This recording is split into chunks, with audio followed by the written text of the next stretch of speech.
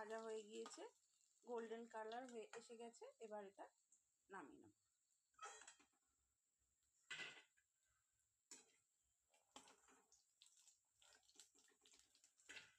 নমস্কার, আমি দেবশ্রী। আমার চ্যানেল কুক উইথ দেবশ্রীতে সকলকে স্বাগত জানাই। আজ আবারও একটা রেসিপি নিয়ে চলে এসেছি। আজ করব চিংড়ি মাছের কাটলেট। তো চিংড়ি মাছের কাটলেট করার জন্য আমি এখানে মিডিয়াম সাইজের চিংড়ি নিয়ে নিয়েছি।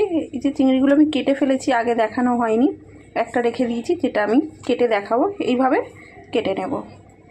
তো চলুন দেখি। চিংড়িটাকে এইভাবে ধরবো, যে শিরা বরাবর আছে কেটে নেব। এখান দিয়ে দু টুকরো করে নিয়েছি। এবার দেখুন এটা একটু ছোট লাগছে, এটা একটুখানি কেটে নেব। এই যে সাইড দিয়ে কেটে নিলে এটা একটু চওড়া হয়ে যাবে। এই দেখুন বড় হয়ে গেল। এদিক দিয়েও সেম একই প্রসেসে কেটে নিলেই চিংড়িটা কিন্তু একটু ফ্ল্যাট আর বড় দেখাবে। তো চলুন, হয়ে গিয়েছে। এইভাবেই আমি সব চিংড়িগুলোকে কেটে নিয়েছি। তো চলুন ম্যারিনেট করে নিই। ম্যারিনেট করার জন্য নুন দিয়ে দেবো পরিমাণ মতো।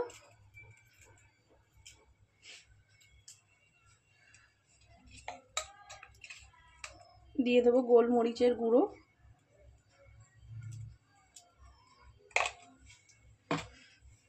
দেব লেবু,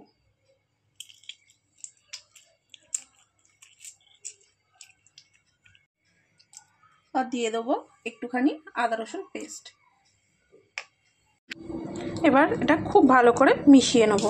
মিশিয়ে 2 ঘন্টার জন্যে রেখে দেবো।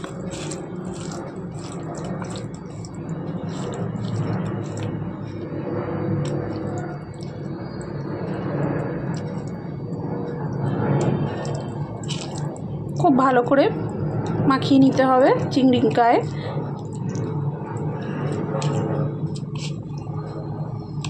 তো চলুন এটা রেখে দেবো 2 ঘন্টার জন্য।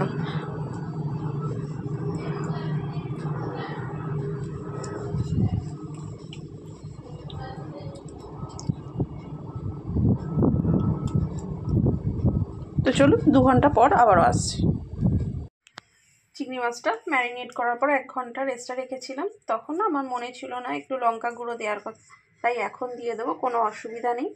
আর এখানে 2 চামচ কর্নফ্লাওয়ারের সঙ্গে 1 চামচ ময়দা আর 1 চিমটি নুন নিয়ে নিয়েছি, যেটা একটা ঘোল তৈরি করে নেবো। আর এখানে ব্রেড ক্রাম্বসের সঙ্গে আর দিয়ে দিয়েছি গোলমরিচের গুঁড়ো, যেটা আমি মেখে নেবো।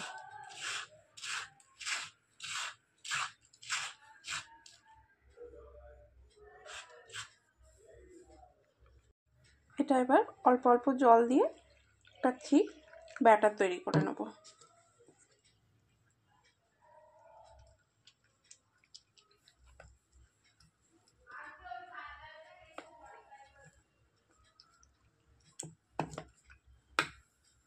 ঘোলটা তৈরি করে নিয়েছি। ব্যাটারটা একদম রানি নয়, একদম থিকও নয়, এই ঠিক এরকম হবে।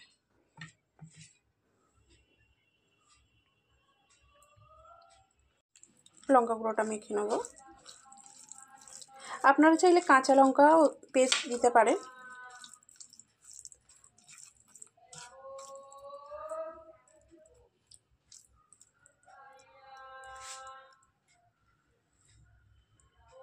এই যে চিংড়ি মাছটা কর্নফ্লাওয়ারে কোট করে নেব,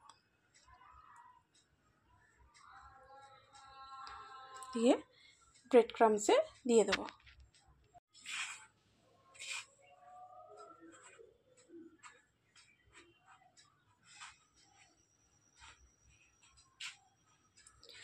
আপনারা যদি চান না লেজটা রেখে দেবেন। আমার তো বাজার থেকে কাটা, তাই আমি লেজটা কেটে দিয়েছিল। লেজটা থাকলে খুব আবারও এটা ডবল কোট করে নেব।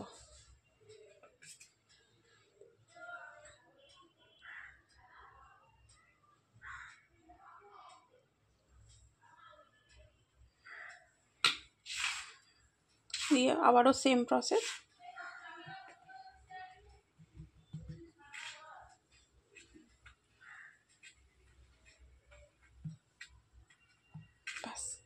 রেডি হয়ে গেল কোট করা। ভেজে রেখে দিলাম। তো চলুন আবারও একটা করে নিই।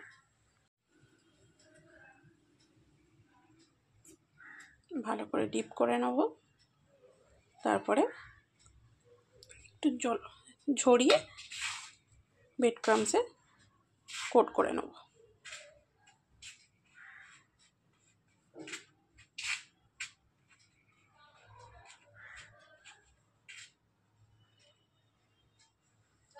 আবারও দিয়ে দেব।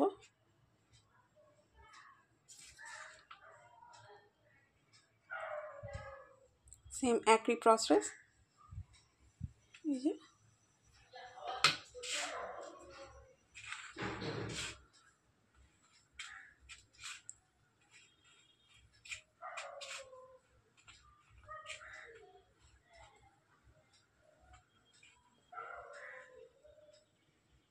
তৈরি হয়ে গেল। চলুন এইভাবেই বাকিগুলো আমি কোট করে নিই।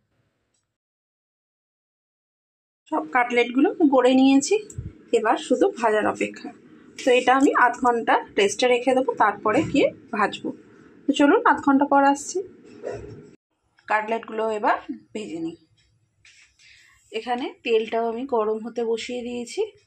এখানে রিফাইন্ড অয়েল দিয়েছি আমি। তো চলুন তেলটা গরম হয়ে যায়। তো তেলটা খুব ভালো করে গরম হয়ে গিয়েছে, এবার ফ্লেমটা আমি মিডিয়াম করে দেবো। যেহেতু মাছটা কাঁচা, সেই জন্যে লো ফ্লেমে ভাজবো, মিডিয়াম টু লো ফ্লেমে ভাজবো, যাতে সম্পূর্ণ মাছটা সিদ্ধ হয়ে যায়।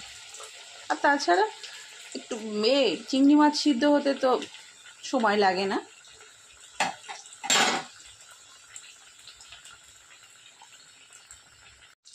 এই যে এক পিঠ হয়ে গিয়েছে, উল্টে দেবো।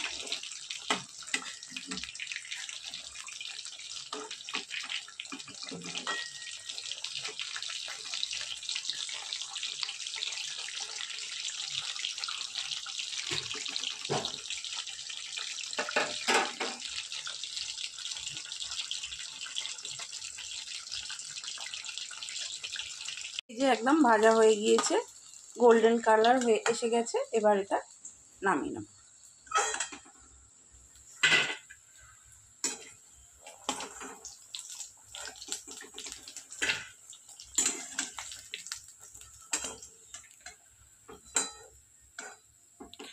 এবার বাকিগুলো নামিয়ে নেব, বাকিগুলো ভেজে নেব।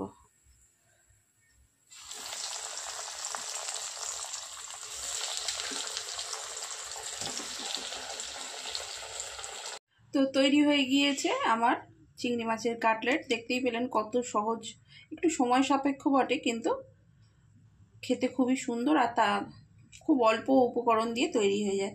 তো চলুন, রেসিপিটা যদি ভালো লাগে অবশ্যই লাইক, শেয়ার অ্যান্ড সাবস্ক্রাইব করবেন। আর হ্যাঁ, আমি একটু ভেঙে দেখিয়ে দিই আপনাদেরকে।